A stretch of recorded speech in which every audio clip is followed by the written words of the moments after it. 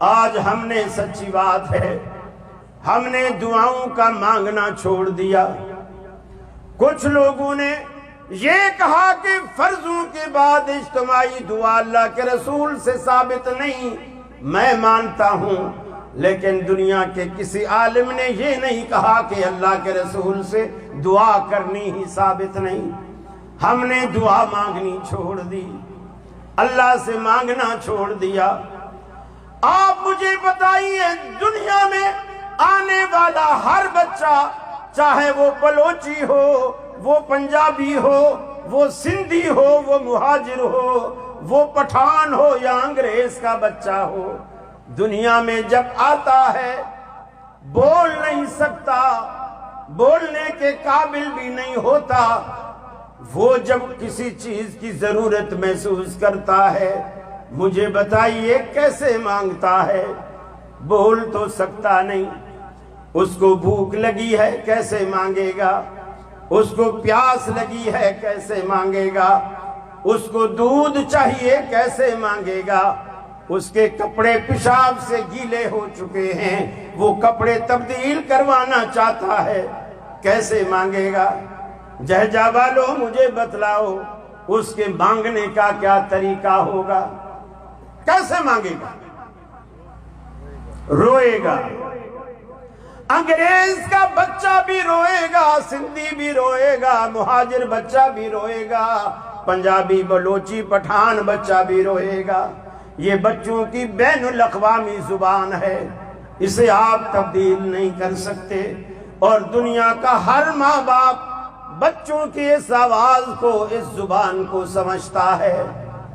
ماں باپ بچے کو لیے لیے پھرتے ہیں، کبھی پانی لگا کے دیکھتے ہیں، کبھی ماں دودھ لگا کے دیکھتی ہے، کبھی ڈاکٹر کے پاس لے جاتے ہیں، بچہ چپ نہیں کر رہا، بچہ روئے چلا جا رہا ہے، سارے کام اس کے رونے سے ہوتے ہیں۔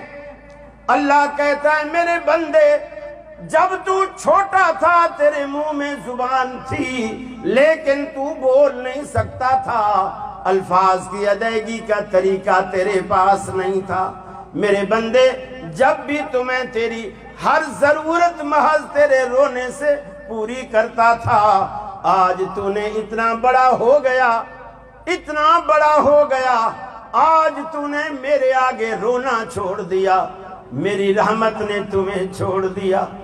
ارے بچپن والی وہ عادت پھر سے اپنائیے، اللہ کے آگے رونے کی عادت ڈالیے، اللہ سے مانگنے کی عادت ڈالیے، آدھی رات کو اٹھ جایا کیجئے، وضو کیا کیجئے، کم از کم 2 نفل پڑھ لیا کیجئے، اللہ کے حضور ندامت کے 2 استرو بہا لیا کیجئے، پھر رب العالمین کو اپنا دکھڑا سنائیے۔ اَمَّن يُجِيبُ الْمُضْطَرَّ إِذَا دَعَاهُ، آپ ایک دفعہ آواز لگائیے، اے بے کسوں کی فریاد سننے والا، آج تیرا یہ بے کس بوڑھا تیرے دروازے پر آیا ہے۔ آپ دیکھتے نہیں، بندہ ساری زندگی 80 سال 90 سال 85 سال گناہوں کی دلدل میں گزار دیتا ہے۔ اتنی عمر گناہوں کی دلدل میں گزارنے کے بعد جب اللہ رب العالمین کے پاس آتا ہے، ایسی حالت میں آتا ہے، کانوں کی سنوائی بھی جاتی رہی، زبان سے گویائی بھی جاتی رہی، کمر بھی جھک گئی، سارے معاملات اس کے ساتھ طے ہو گئے، منہ بھی سفید ہو گئے، بینائی بھی جاتی رہی۔ ایک وفادار بیوی تھی، وہ بھی اللہ کو پیاری ہو گئی، غربت نے گھیر لیا، جو کمایا تھا وہ علاج معالجے پہ لگ گیا، گھر میں جوان بچے ہیں اور بہویں بھی جوان ہیں، شادی شدہ بیٹے ہیں، اور بہویں مشورہ دیتی ہیں اپنے خامدوں کو، یہ تیرا بڈھا باپ گھر میں ساری ساری رات کھانستا ہے، نہ خود سوتا ہے نہ ہمیں سونے دیتا ہے، اب ہم نے فیصلہ کر لیا اس گھر میں یا تیرا بڈھا باپ رہے گا یا ہم رہیں گی، اس کو گھر سے نکال، ہم اس کے ساتھ زندگی نہیں گزار سکتے۔ وہ ناخلف اولاد بیویوں کے کہنے پر اپنے بوڑھے باپ کو دھکے دے کر گھر سے نکال دیتا ہے۔ اب وہ جوان اولاد کے تھپیڑے کھانے کے بعد، حوادث زمانہ کے تھپیڑے کھانے کے بعد گھر سے باہر نکلتا ہے، اسے ایسے لگتا ہے جیسے پورے شہر نے اس کے ڈر کی وجہ سے کہ کہیں ہمارے گھر میں نہ داخل ہو جائے، اپنے گھر کے دروازے بند کر لیے۔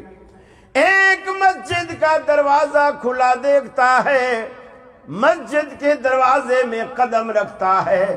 آج ڈرتے ڈرتے پہلی دفعہ قدم رکھا۔ اللہ کے حبیب فرماتے ہیں جب آنسوؤں کی برسات میں اللہ کے حضور یہ ہاتھ اٹھاتا ہے رب العالمین، کہتا ہے مجھے حیات ہی ہے کہ میں اپنے بندے کے ہاتھوں کو خالی لوٹا دوں۔ وہ اس کے آنسو اپنے دامن رحمت سے پونچھ لیتا ہے۔